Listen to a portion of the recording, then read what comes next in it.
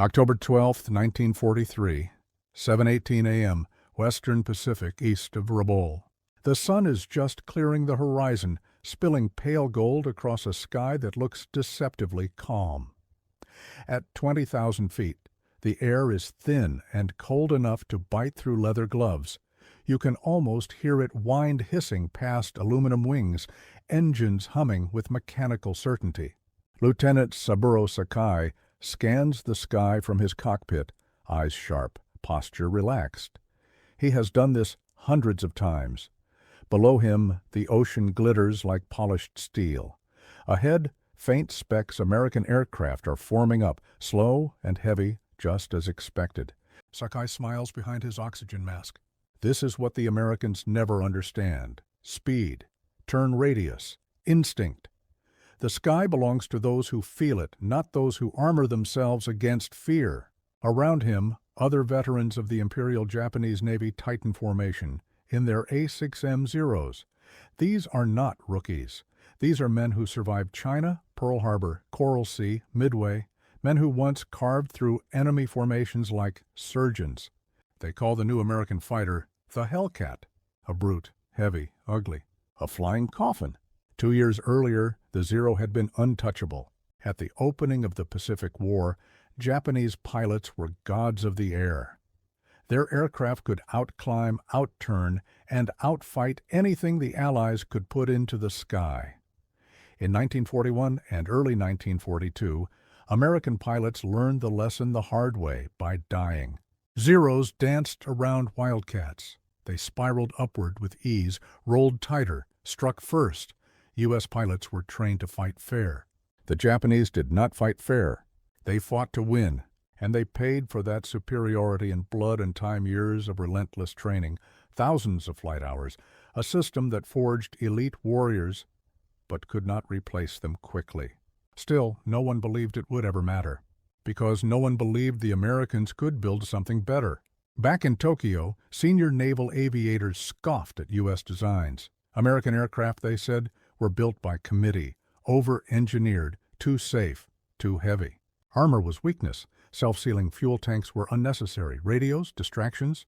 A true pilot relied on eyes, hands, and instinct. And then, in 1943, the Hellcats arrived. The Grumman F6F Hellcat did not glide into the war with elegance. It slammed into it. Designed specifically to kill the Zero, it carried everything Japanese doctrine despised: thick armor plating around the cockpit, heavy .50 caliber machine guns, mounted 6 deep reinforced wings, rugged landing gear. It could take punishment, absorb hits, keep flying. And more importantly, it could dive. Fast, very fast. American engineers had learned. Naval tacticians had adapted. Pilots were retrained with one brutal instruction: do not turn with the Zero. Instead, they attacked from altitude. They used speed, power, coordination, and something the Japanese pilots did not yet fully understand: radar-guided control. From carriers far beyond the horizon, U.S. fighter direction officers tracked incoming aircraft and vectored Hellcat squadrons into perfect intercept positions. No searching, no guessing. The hunt was guided. Sakai sees the Hellcats, now dark shapes, climbing aggressively, not circling, not probing, coming straight up. That's new. Americans are getting reckless. Someone radios. Sakai angles his Zero, ready to teach them another lesson.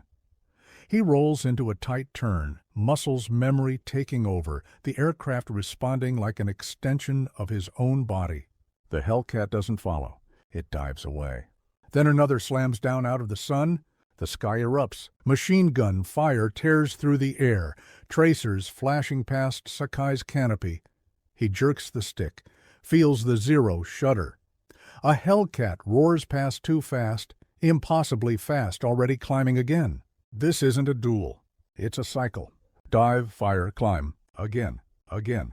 Zeros try to follow, but they bleed speed in the climb. Their engines strain. The Hellcats are already repositioning above them. And then the radio fills with voices. Shouting. Confusion. Fear. Hit. I'm hit. Where did they come from? I can't turn fast enough. Sakai glances left. A Zero explodes mid-air, fuel igniting in a bright, violent bloom. Another spirals downward, trailing smoke. These aren't novices dying. These are veterans, men who survived Midway, men who taught the next generation, and they are being erased. Back on American carriers, pilots would later describe it as strange, almost unsettling. The enemy wasn't inferior, they were skilled, brave, aggressive, but they were trapped in a past that no longer existed. The Hellcat didn't need to be graceful, it just needed to win. By the time the surviving Japanese aircraft disengage, the sky feels empty. Too empty. Sakai limps back toward base, his Zero riddled with holes, fuel dangerously low. He has survived again, but this time something has changed. The Americans didn't fight like amateurs. They fought like a system. And systems don't get tired. They don't panic. They don't run out of pilots. As Sakai descends, he looks up once more, half expecting Hellcats to drop out of the sun again. The sky is silent now, but for the first time in the war, that silence feels threatening. Because if this keeps happening, there will be no one left to hear it. The silence doesn't last. It never does. Within days of the Rabaul engagement, more Hellcats arrive rolling off carrier decks like pieces on a chessboard, each one identical, each one flown by a pilot trained the same way, briefed the same way, and guided by voices they never see. This isn't chance anymore. It's a method. Thousands of miles away, in a darkened combat information center aboard the USS Essex, glowing radar scopes hum softly. Lines sweep in circles, dots appear, multiply, shift. Lieutenant Commander William Bull Halsey Jr.'s doctrine is now fully alive in the Pacific. Find them first. Hit them first. Leave nothing to chance. A fighter direction officer leans forward, headset pressed tight. Bogies bearing 085, Angels 18, Vector Hellcat Group Red 2. The order snaps through the radio. And somewhere above the cloud layer, engines surge. For Japanese pilots, this is deeply unsettling. In earlier battles, air combat was personal. You saw your enemy. You circled him. You tested him. Victory was earned through skill and nerve. Now, American fighters are already there, waiting. No warning, no gradual escalation. Just sudden violence from altitude. Zeros are being intercepted before they even reach American formations. Bombers turn back untouched. Escorts vanish. And the pilots who vanish with them are not easily replaced. The Imperial Japanese Navy had built its air power like a blade, sharp, precise, lethal, but blades chip. And once broken, they cannot be reforged quickly. Training a Japanese naval aviator before the war took years. Flight hours were limited, instructors were elite, and washout rates were brutal. The result was excellence, but at a terrible cost. There was no depth, no redundancy, no bench. When a veteran died, his experience died with him.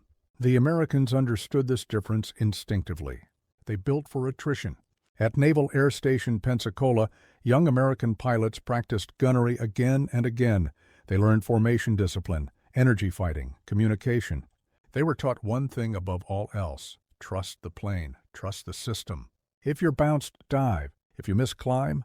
If your wingman is threatened, call it. And someone will be there, always. By early 1944, Japanese pilots began to notice something chilling. Hellcats weren't just winning, they were improving. Each engagement refined the process. Each dogfight fed data back into tactics. Each loss was analyzed, not mourned. New pilots rotated into combat fresh, veterans rotated home. Japanese pilots did neither. They flew until they died.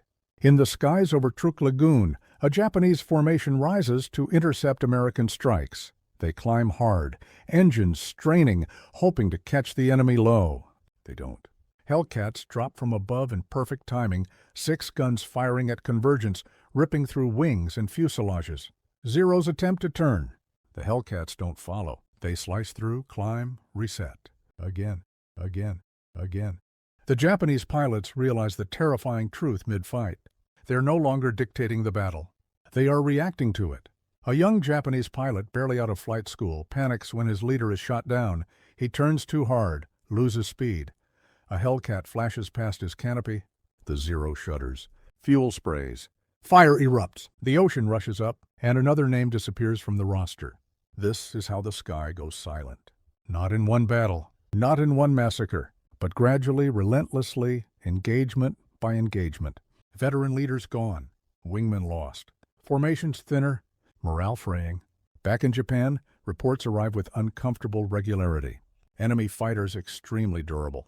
Surprise attacks from above. Losses heavy. Enemy losses light. The words are cautious, but the meaning is clear. Something fundamental has shifted. At the Battle of the Philippine Sea, it becomes impossible to deny. Japanese aircraft rise in desperate waves to meet the American fleet. Radar sees them coming from hundreds of miles away. Hellcats are already airborne.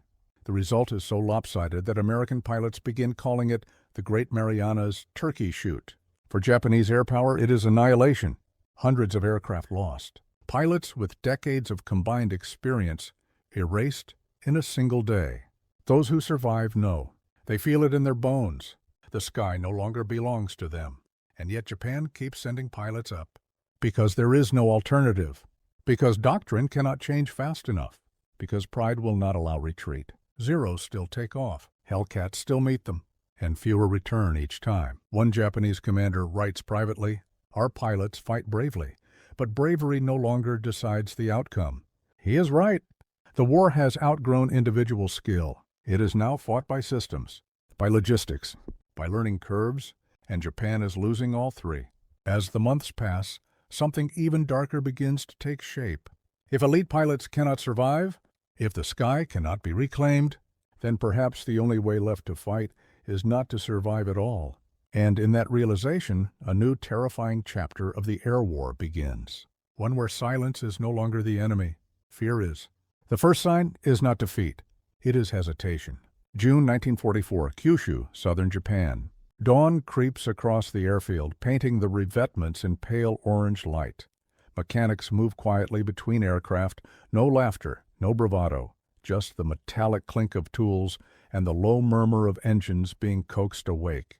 A young pilot straps into his Zero and stares forward, hands resting on his knees. His instructor, once a veteran of China, now prematurely gray, leans in close. "Do not turn with them," he says, voice flat. "Climb only if you have altitude. If you are surprised, dive and run." The words sound wrong. Japanese pilots are not supposed to run. But everyone here has seen the reports. The Hellcat has changed more than tactics.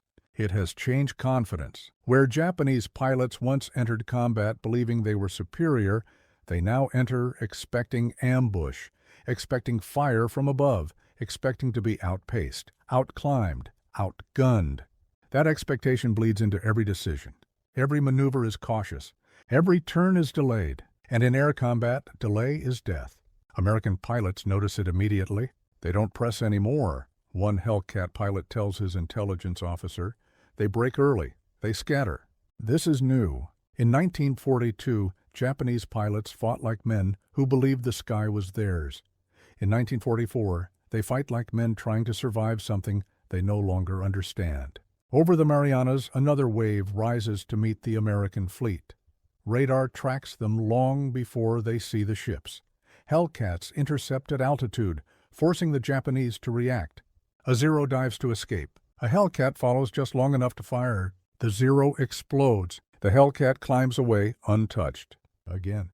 The pattern is merciless. Japanese aircraft design has reached its limit.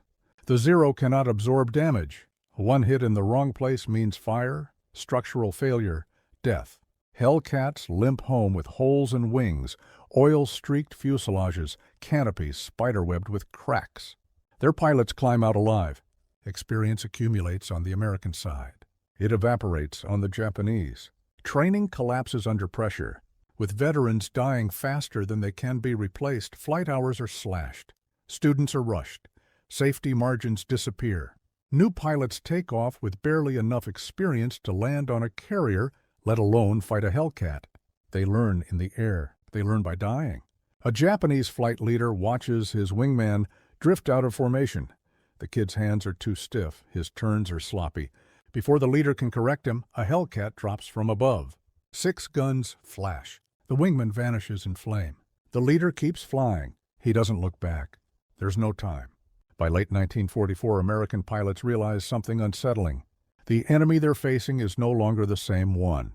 These pilots aren't veterans. They don't maneuver with confidence. They don't coordinate. Some don't even fire. They fly straight, Too straight. Then come the briefings. New intelligence summaries, new words whispered in ready rooms, special attack units, pilots who will not return, aircraft stripped of unnecessary weight, loaded with explosives, fueled for one-way flights. Not because they want to die, because Japan no longer has the luxury of survival. The Hellcat still dominates the sky. But now American pilots feel something new when they climb into their cockpits. Not fear, unease, because an enemy who expects to die fights differently. During one intercept, a Hellcat pilot lines up on a Zero that refuses to evade. It holds course straight toward a carrier task force. The American fires. The Zero keeps coming. More rounds, smoke, flame. Still coming. At the last moment, it pitches down, missing the carrier, but crashing into the sea in a violent plume. The Hellcat pilot circles, shaken. This wasn't air combat. It was sacrifice. Japanese commanders know what this means. The elite are gone. The sky is lost. What remains is desperation. Back at Japanese airfields, instructors no longer promise victory. They promise honor, duty, meaning. Young pilots listen in silence. Some nod. Some stare at the ground. They all climb into their aircraft anyway. The Hellcat did not just destroy planes, it destroyed a system built on irreplaceable excellence. And when that system collapsed, Japan was forced to trade skill for certainty, experience for ideology, life for impact. As the war moves closer to the Japanese home islands, the Hellcats continue to patrol above the fleet unchallenged, methodical, relentless. The sky is no longer contested. It is controlled, and that control opens the door to something far larger, something final, the kind of power that does not need dogfights anymore, only access. By the spring of 1945, the air over the Pacific no longer feels alive. It feels owned. April 7, 1945, 5:42 a.m. East China Sea. The horizon is a thin gray line. The sea is calm, almost indifferent. Above it, American carrier decks are already alive, with motion yellow shirts signaling, engines screaming, propellers biting into the morning air. Hellcats roll forward, lift, climb. There is no rush, no panic. They know what waits for them, or rather what doesn't. Radar screens light up briefly. A few contacts, scattered, uncoordinated. They are not fleets. They are fragments. The Hellcats intercept with mechanical precision. Fighters fan out, scanning wide arcs of sky. Some pilots fly entire patrols without seeing a single enemy aircraft. When they do, the encounters are short, violently short. A Zero dives alone, its paint faded, its pilot young. He fires once wild, ineffective. The Hellcat answers. The Zero disintegrates. No radio call, no wingmen, just empty air where a formation should have been. This is what air superiority looks like at the end. Not epic dogfights, not dramatic duels, but absence. The enemy is no longer capable of contesting the sky. Below, American bombers move freely. B-29 super fortresses pass overhead in massive formations, their silver bodies reflecting sunlight like a moving city. They do not weave, they do not scatter. They don't need to. There is nothing left to stop them. Japanese anti-aircraft guns fire upward, black bursts blooming uselessly far below the bombers. Fighters attempt to climb, but they are intercepted long before reaching altitude. Hellcats do not chase. They block. They deny. They erase. A Japanese airfield scrambles what it can. 3 aircraft get airborne. 1 returns damaged. 2 do not return at all. The commander marks the board silently. There are no replacements. For American pilots, the war in the air has changed tone. Early on it was survival. Then it was dominance. Now it is routine. They fly cap missions, drink bad coffee, joke quietly, and wait. Victory has become procedural, and that realization unsettles them more than combat ever did. One Hellcat pilot later writes, "The sky was ours, but it didn't feel like winning. It felt like standing in a room after everyone else had left." On the Japanese side, the silence is crushing. Air raid sirens wail across cities with no fighters to answer them. Civilians look up and see contrails they cannot touch. Pilots write final letters. Instructors stop teaching tactics. They teach resolve. The Hellcat's final victory is not measured in kills. It is measured in freedom of movement. Freedom for fleets. Freedom for bombers. Freedom for the invasion force now assembling beyond the horizon. When American planners look at the numbers, the conclusion is unavoidable. Japan cannot defend its airspace. Any invasion would be catastrophic for both sides. But the sky will belong to the United States from the first hour to the last. And then, something unprecedented enters the war. Not another fighter, not another bomber, but a weapon that requires absolute air control to exist at all. On August 26, 1945, a single B-29 flies over Hiroshima. No fighters rise to meet it, no interceptors climb. The sky remains silent. The Hellcat does not drop the bomb, but it makes the bomb possible. By destroying the pilots who once ruled the air, by turning confidence into caution, by turning the sky into a locked door. The Zero had been a masterpiece of a different war. The Hellcat was built for the war that came next. A war of endurance, of systems, of learning faster than your enemy. When the war ends, American Hellcats have claimed thousands of victories. Japanese air power is gone, not defeated in one moment, but worn down, outpaced, outlearned, and in the end, the sky goes quiet. No engines, no contrails, no dogfights, just clouds drifting over an ocean that has seen too much. The pilots who once mocked the Hellcat are gone. The ones who survived remember the sound of its guns and the silence that followed.